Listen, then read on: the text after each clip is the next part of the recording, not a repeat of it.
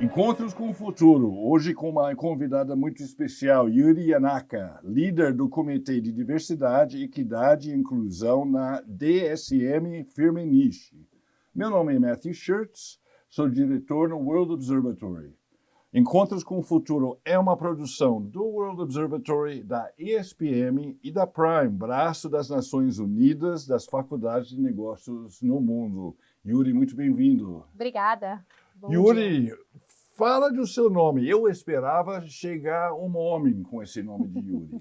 Bom, como o Brasil, eu faço parte dessa diversidade. Eu sou a terceira geração de uma família de origem oriental, japonesa. E Yuri é um nome japonês que significa flor lírio em japonês. Que lindo e isso. Aí o Yuri Gagarin, o Yuri russo, geralmente é dado para os homens. O Yuri, conta pra gente o que faz a DSM Firmenich. Bom, a DSM Firmenich é uma empresa holandesa-suíça que nasceu lá atrás de uma empresa de mineração, químicos finos, e foi se aprofundando mais na questão de saúde e nutrição. E desde o ano passado ela se juntou com a Firmenich, uma outra empresa suíça, especializada em fragrâncias e aromas, e agora nós somos uma empresa de saúde humana, nutrição humana, aromas e fragrâncias. O que vocês produzem? A gente... Ou vendem, ou produzem. A gente hoje vende produtos, né? E produz, né? Também. Tantos aromas que vão nos alimentos, bebidas, então desde uma bala sabor morango até uma bebida, né, sabor abacaxi, todos esses aromas a gente produz. Fragrâncias, desde fragrâncias finas de perfumes até fragrâncias que vão, de repente, num sabão, né, de lavar roupa. Na parte de nutrição humana, que é a área que eu trabalho hoje, a gente atua em todos os nutrientes que vão desde fórmulas infantis até medicamentos. Basicamente isso. E a gente tem a área de nutrição animal também, que até então a gente fabrica também todos os nutrientes que vão nas rações animais. Vocês têm pesquisa no Brasil? Temos. A gente tem pesquisa e desenvolvimento aqui no Brasil e pesquisa e desenvolvimento nos headquarters nossos que ficam na Suíça, na Holanda e também, né, em alguns outros polos em todo o mundo. Quantos colaboradores são no Brasil e no mundo? No Brasil, a gente conta com mais de 1.000 funcionários aqui no Brasil, entre diversas plantas, desde nutrição animal até fragrâncias finas, né? E no mundo a gente já está mais de 10.000 funcionários no mundo inteiro. No mundo inteiro. Então é uma empresa de grande porte. É uma empresa de grande porte. E é B2B? Então, a gente tem várias divisões, né? A gente tem na área de nutrição animal que a gente chama de B2F, que é Business to Farm. Então, a gente vende diretamente para alguns fazendeiros. É super legal. O B2B é o core business da empresa, né? É o principal tipo de transação comercial que a gente faz. E a gente Mas o B2B quais? Assim, de fragrâncias? De fragrâncias, de aromas, de nutrição humana, de nutrição animal. Então, nós vendemos para outras empresas, né? E a gente tem o B2C. Existe um braço da divisão nossa que tem produtos com marcas direcionados diretamente para os clientes. O cliente pode chegar na farmácia e comprar um produto nosso. Algum que eu conheceria? Ele chama Culturel, é um produto que é um probiótico que a gente vende. Hoje é o probiótico mais prescrito nos Estados Unidos e a gente já vende, por exemplo, aqui no Brasil. O probiótico explica o que é, por favor. Claro, probiótico, eles são bactérias boas que a gente, na verdade, toma, no caso, para melhorar a flora intestinal. E aí, quando você tem algum desarranjo intestinal ou se você tem algum problema digestivo, quer melhorar a sua imunidade, você toma esse probiótico. E como chama? Aqui chama Culturel. Cultural. E eu compro na farmácia. Compra na farmácia. E tá na moda, né? Na verdade, tá na moda. Probiótico. É uma categoria nova, né? Hoje, quando a gente fala sobre nutrição, a gente geralmente fala sobre micronutrientes, proteínas, né? Boas gorduras. E a gente foi descobrindo que, na verdade, dentro dessa parte digestiva, existe uma parte muito importante que são a parte dos micro-organismos vivos, né, que a gente chama eles de probióticos. E aí esses produtos ele tem tanto um impacto na sua digestão tal qual, quanto ele também tem um impacto positivo para melhora de imunidade, melhora de diminuição de alergias e assim por diante. E eu preciso de receita?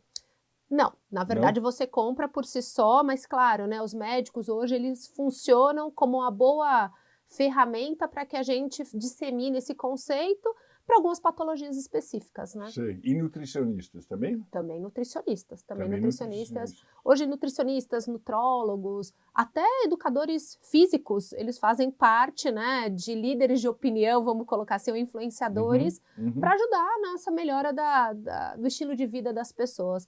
E uma parte desse estilo de vida está na melhora da nutrição, né? Então os probióticos também vão nesse caminho. Yuri, há quanto tempo a empresa está no Brasil? Olha, boa pergunta. A DSM, ela está no Brasil desde final da década de 90, quando ela adquiriu a Roche, uma parte da Roche, né, farmacêutica, que é a Roche Vitaminas. Sei. E a Firmenich, eu não sei muito precisar quanto tempo ela está aqui no Brasil, perdão, né? Essa resposta eu não consigo dar. Perfeito. E você cuida de marketing, certo? Eu cuido, a principal cadeira minha hoje é a cadeira de marketing e inovação para toda a América Latina, dessa área de nutrição humana. Ah, vocês estão em toda a América Latina? Estamos aonde? Desde o México até o Uruguai. Todos os países? Todos os países nós atuamos, mas a gente tem escritórios hoje no Brasil, na Argentina, da área de nutrição humana, né?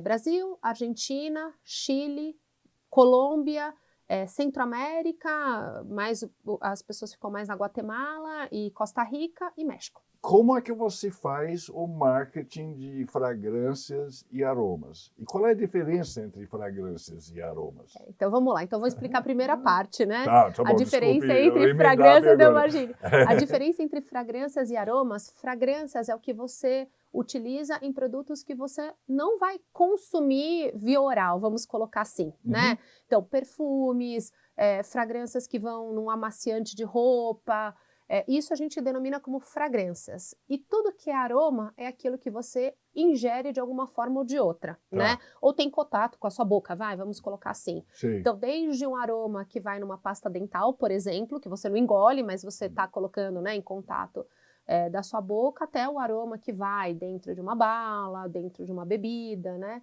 E quando a gente fala sobre nutrição humana, a gente trabalha com a parte só de aromas e a gente inclui também nos nossos produtos. Então, vou te dar um exemplo, né? A gente tem uma linha de suplementos que vai para crianças. Então, todo dia, a famosa emulsão Scott que havia no passado, né? Que é uma emulsão de óleo. Bacalhau, óleo de bacalhau. Exato. Quando a gente lembra isso, todo mundo fala, ai, que sabor ruim, me traz péssimas lembranças, né? Vamos colocar assim. Sim. Mas ao longo do tempo... meus pais americanos dos Estados Unidos. Não é? Exato. E aí, com o tempo, na verdade, hoje existem tecnologias desses aromas que você pode agregar nesses produtos e aquilo que não era uma boa experiência se torna hoje um veículo de uma boa experiência. Então, você entrega a nutrição que você tem que dar, porque é importante dar todo dia, né? Vitamina A, D, ômegas para os seus filhos, mas você trabalha hoje numa fragrância gostosa. Então, dar aquela colher de emulsão Scott já não é uma coisa ruim, é uma experiência boa. E aí que a gente agrega os aromas junto com a nutrição. Com a nutrição. Então tem assim, óleo de bacalhau com sabor morango, é isso? Pode ter. Pode ter. Vocês não têm... Pode ter. Não, pode ter. Pode ter. Na verdade, a gente até, só para curiosidade, né? Nesse caso específico de sabor de óleo, a gente usa muito mais sabores cítricos para mascarar um sabor que não é tão bom do que um sabor mais, vamos falar, de uma tonalidade mais vermelha, como o morango, né? Então, existe também essas características. Tem coisas que você não coloca um aroma que não é tão agradável, não porque você não pode, mas porque ele não tem um bom enmascarador naquela base que não é tão legal. Fascinante, eu não tinha ideia nem que existia aroma vermelho. É engraçado que os aromas, eles têm tonalidades que a gente fala, né? Olha que legal. Então a gente chama dos aromas vermelhos, que em geral são todas as berries, todas, né? As berries em geral. Framboesa, morango, melancia. Mesmo melancia que não é uma berry, né? Ela tem uma tonalidade que a gente chama vermelha. Tem as tonalidades marrons, que aí você vai lembrar da baunilha, do chocolate, chás, né? Tem as tonalidades verdes, que aí estão mais na parte de mentas, mais daquele frescor. E tem a tonalidade amarela, que são os cítricos, né, que a gente fala, Sim. né? Então, cada um deles vai numa tonalidade, que é o que você tem a memória afetiva, né? Que bacana, que interessante. É. O Yuri, como é que você faz o marketing desses produtos? Então, na verdade, na área de nutrição, a gente tem um marketing hoje que ele vai basicamente em 3 grandes vertentes, né? O marketing ligado à ciência, então você tem uma racionalidade de venda, né? Como eu te expliquei do probiótico, né? Por que um dia você vai tomar probiótico? Porque você tem uma necessidade, você foi identificado uma solução que pode vir através de um probiótico e você faz uma venda científica racional. Existe uma venda emocional, que é a segunda parte, por exemplo, que a gente fala dos desejos, né? Então, eu tenho uma necessidade de todo dia, meu filho não come bem, eu preciso dar para ele alguma coisa que me dê paz de espírito para mandá-lo para a escola. Eu dou todo dia de manhã uma vitamina completa, com proteína, com sabor agradável, parará, parará. E ali você tem um desejo, né? Então tem a segunda parte que é um desejo, uma emoção que você cria dentro daquela situação. Então esse marketing é B2C mesmo. Ele é um B2C. Sim. E tem o marketing hoje, que a gente não pode deixar de fora, que é o marketing da sustentabilidade. E dentro desse ramo da sustentabilidade, é você achar soluções em que as pessoas elas tenham tanto a parte de desejo, quanto a parte racional sendo atendida, mas você sabe que aquela sustentabilidade vai dar a possibilidade, por exemplo, de ter um produto que seja mais democrático, então que toda a população possa ter acesso, desde a baixa população até um produto mais premium. Sustentabilidade, a gente tem ômegas que antes eram óleo de peixe, óleo de fígado de bacalhau, agora a gente tem um óleo de origem de alga que é 100% renovável, 100% sustentável. Então ele entra como uma terceira vertente de marketing nessa história toda. Então a gente vende dessas 3 maneiras, né? O marketing racional, o marketing de desejo e o marketing sustentável. Que legal. Me fala um pouco de ômega de algas, porque eu quero tomar. Então vamos lá. Hoje, os ômegas que a gente mais encontra no mercado, que são os óleos de peixes, eles são retirados realmente do peixe, né? E é uma pesca hoje ainda predatória, porque esses peixes que têm óleos, os bons óleos, né? Os óleos ômegas 3, são peixes que você encontra só em águas profundas. E cada vez mais com as mudanças climáticas, existe uma carência dessa disponibilidade desses peixes. Mas o peixe ele não produz esse óleo sozinho. Então, esse ômega sozinho, né? Ele consome animais que na cadeia, né? Ou partes, né? De produtos que na cadeia alimentar dele, lá atrás, ele tem microalgas e essas microalgas são as verdadeiras fontes de ômega 3.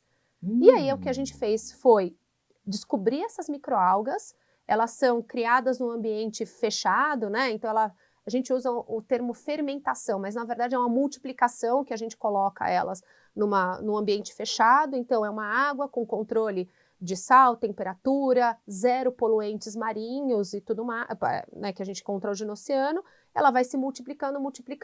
Onde isso? A gente faz hoje nos Estados Unidos essa produção, Sim. né? E aí disso essas algas, a gente faz um processo, né, a quente por pressão e retira esse ômega. Então a gente não precisa hoje pescar predatoriamente o peixe para conseguir esse óleo rico em ômega. A gente tem essas microalgas que a gente cria, ou na verdade, né, mantém elas em laboratório criogênicas e a gente faz com que elas se multipliquem e a gente tem um óleo hoje totalmente puro, sem problemas de contaminação marinha, sem sabor de peixe, né? Porque na verdade ela é de alga, né? Então é isso. Como chama esse produto? Esse produto hoje no Brasil, ele é conhecido como Lifes DHA e a gente está lançando um produto que chama Lifes Ômega, que é um produto à base de ômega de alga. Cara, que sensacional, que boa história. Adorei essa história e eu vou experimentar. O Yuri, você deu os critérios de marketing para mim. A racionalidade, a emoção, sustentabilidade. Isso. Onde vocês divulgam isso? Como divulgam isso? Então, aí tem várias maneiras da gente fazer isso daqui. Então, na primeira parte da racionalidade, a gente tem que ter uma educação dos líderes de opinião, principalmente na área clínica, na área nutricional, na área médica, né? Que são os HCPs, né? O Healthcare Practitioners. Então, a gente participa de congressos, a gente participa de aulas, a gente lida com universidades, líderes de opinião, que a gente divulga essa informação dentro desse contexto. Existe um outro contexto que é a educação do consumidor, e como a gente tem o nosso maior parte do negócio em B2B, a gente faz uma divulgação para o mundo B2B, né? Como que a gente faz isso? Através de feiras, através do mundo digital, como a mesma comunicação B2C, mas até para o consumidor, mas a gente faz através das empresas, né? E no mundo da sustentabilidade, aí são outros stakeholders que a gente cuida, né? Então, são os stakeholders preocupados, né? Populações preocupadas com essa questão de sustentabilidade ambiental, instituições que dão selos e validam, né, essa preocupação também, e o público geral dentro desse contexto. Essas são as diferentes ambientes, né, que a gente faz o marketing. Yuri, conta um pouco de você, da sua carreira, como você chegou, onde você chegou. Eu sou engenheira de alimentos, de formação. Ah, que legal! Por incrível que pareça, eu comecei num laboratório, falando com os backers, com funis, com tudo isso. Sei. E ao longo do tempo, eu acabei indo para uma carreira mais de vendas, depois cheguei no marketing, aí eu fiquei. E no marketing, o interessante é que eu nunca trabalhei em marketing de indústria de alimentos tal qual, mas sim eu comecei na indústria farmacêutica. Sim. E da indústria farmacêutica, cheguei para vender ativos para a indústria farmacêutica hoje. Sim. Me conta das metas de ESG da empresa. Vocês trabalham isso? Sim. É uma questão? É uma questão e, na verdade, dentro da parte de nutrição humana, eu citei a parte de sustentabilidade, né, Sim. de proteção marinha, proteção, né, do meio ambiente em geral, mas tem uma parte muito importante que a gente faz, que é o trabalho de erradicar a fome no mundo. Então, quando a gente fala de fome, a gente geralmente pensa em macroingredientes, né? Então, uma distribuição equitativa de alimentos base da pirâmide ou alimentos, né, carnes, proteínas e tudo mais. Mas a gente tem uma preocupação de densidade nutricional. Quantos desses alimentos que estão chegando a essa população, eles têm esse conceito de ter os nutrientes adequados nas doses adequadas. Não adianta você só dar carboidrato e proteína, você tem que dar os microingredientes que farão que o seu corpo funcione bem, tanto em relação à imunidade, quanto bem em relação à saúde, que vai impactar no crescimento, desenvolvimento. E a gente faz esse trabalho, principalmente com as empresas do terceiro setor, universidade, governo, que justamente desenha uma política, uma agenda, né, pública de nutrição para a gente impactar a maior parte da população. Conta como isso acontece na prática. Na prática, a gente faz, por exemplo, né, a gente acabou de divulgar um novo estudo que ele mostra todos os gaps nutricionais que tem na população de todos os países da América Latina. Com esse estudo... Quais são? Vocês sabem? Por exemplo, a gente tem no Peru um grande problema de anemia. Lá, né? Porque a base da comida da população está mais ligada a cereais do que, de repente, a proteínas e leguminosas que seriam fontes naturais de ferro, né? Então, naquele país, a gente trabalhou junto com o Programa Mundial de Alimentação, junto com as universidades peruanas e o governo, para desenhar uma metodologia de a gente entregar esses micronutrientes que iriam combater essa questão da anemia. Sim. Via arroz fortificado. Sim. Arroz é a base da população de lá. Então você fortificou o arroz? A gente fortificou o arroz. E aí, como fortifica o arroz? A gente tem que também ter uma tecnologia de ter a gente faz como se fosse um grão de arroz, que ele mimifica, né? Você olha um grão de arroz e esse grão formado de nutrientes e farinha de arroz, você não reconhece a diferença dos dois, mas quando a gente mistura no arroz, a pessoa comer, ela está comendo um arroz que ele tem ferro, complexo B e outros nutrientes que ajudam a combater essa anemia.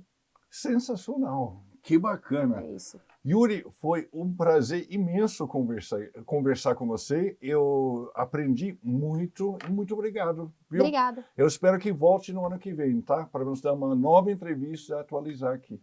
Obrigada, foi um prazer. Nota 10.